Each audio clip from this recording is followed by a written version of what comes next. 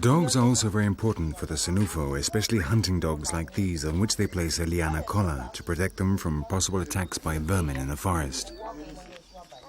On important occasions, as a substitute for the human sacrifices of the past, dogs' throats are cut and they are offered to the Poro deities in the fetish houses. Every year, they must add a new layer of straw to these houses. The fetishes must be well protected.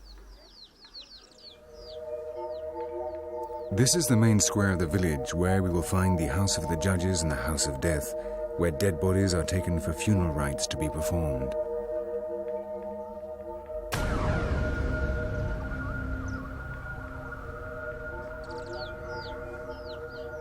Between the fetish house and the House of Judges stand the stones of truth. Here, prisoners sit in order to be publicly interrogated and sentenced.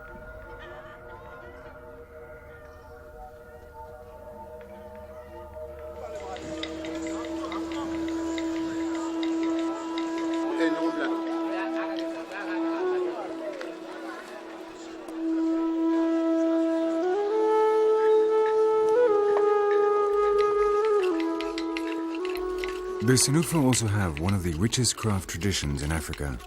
On their looms, they continue to weave cloth as they have always done. The technique of these artisans has remained entirely unchanged. Every day, they weave long strips of cloth which will later be joined together to make cotton canopies for a number of different uses. The swift hands of the men move with the skill that can only be acquired over time, placing the threads of different colors which make up each intricate design. From father to son to grandson, the art of weaving has been handed down since time immemorial.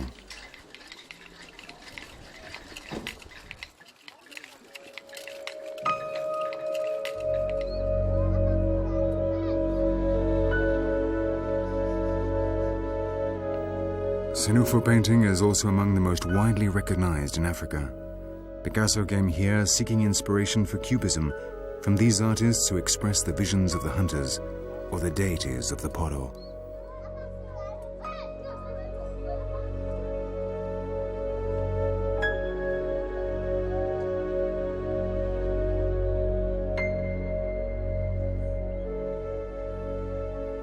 They use vegetable paints made using techniques whose origins are lost in the depths of time. There are three main colors: red, ochre, and black, which only stains the canvas if it is applied over the ochre. It is spread without ever tarnishing the white, as if by magic. It could be no other way here in Africa.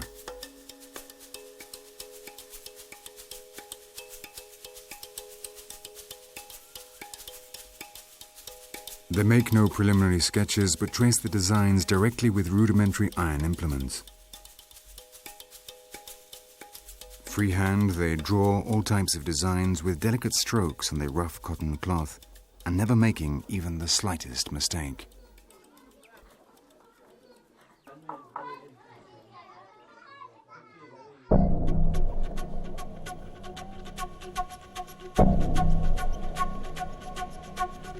These canopies are a synthesis of Senufo cosmogony.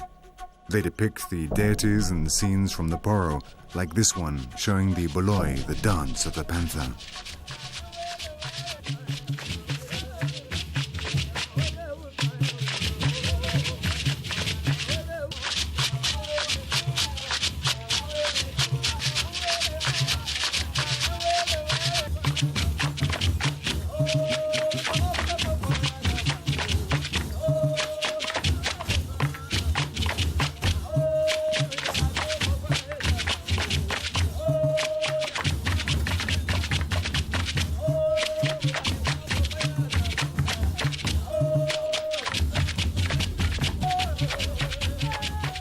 The boloi is a symbolic representation of the Poro, showing the military training of its members.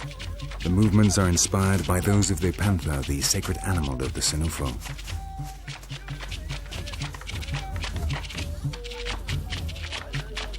Initiation into the Poro is obligatory and lasts for 7 years. During this time, the wisest transmit the knowledge of the society to the young men through words and symbols.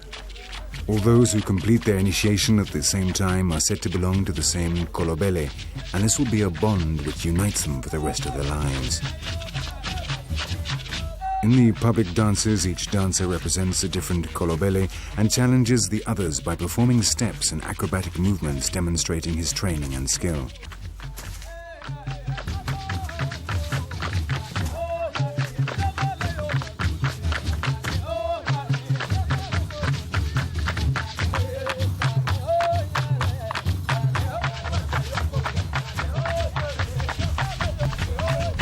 They believe in a single god called Kolo Tiolu, which gave life to the first human couple.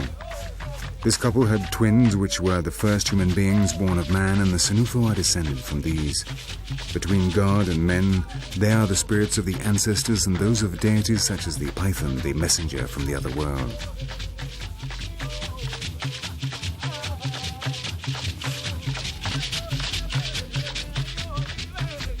The Poro was created in order to defend themselves from enemies and outside influences. Little by little it gained strength and became one of the most complex life philosophies in Black Africa. In modern times, the Poro has proven able to resist both Islam and Christianity and has preserved the Senufo culture almost intact.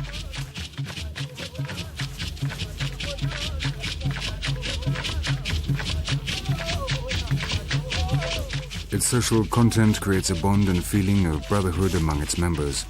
From the time they begin their initiation, the young men perform agricultural work for the Poro in the so-called fields of the nobles, distributed among the oldest members and intended to meet the needs of the community.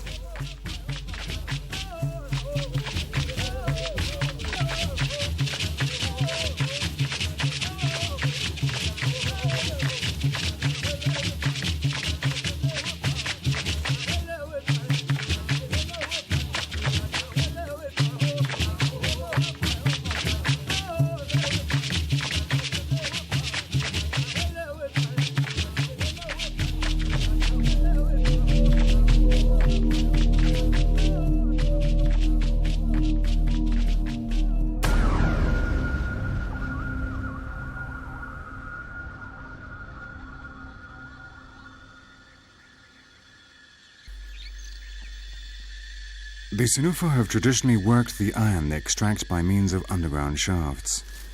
Near the city of Korogo, we find a mining region which the ironsmiths still use.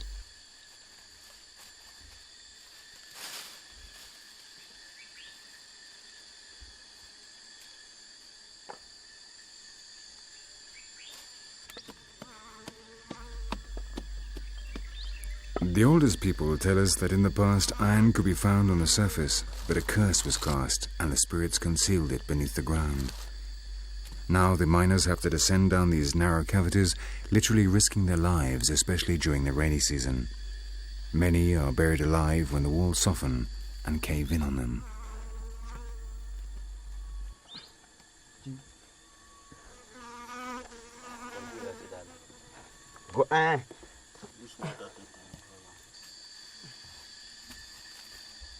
Parce que vous allez travailler ça, arriver là-bas, vous n'avez plus lavé encore, non? The soil they extract from the shafts is washed in the river to separate out the heavier ferrous stone. Then, at the blacksmiths, the furnace master forms small balls with the paste resulting from the washing process. These are then introduced into the furnace so the iron melts and runs free from the other elements.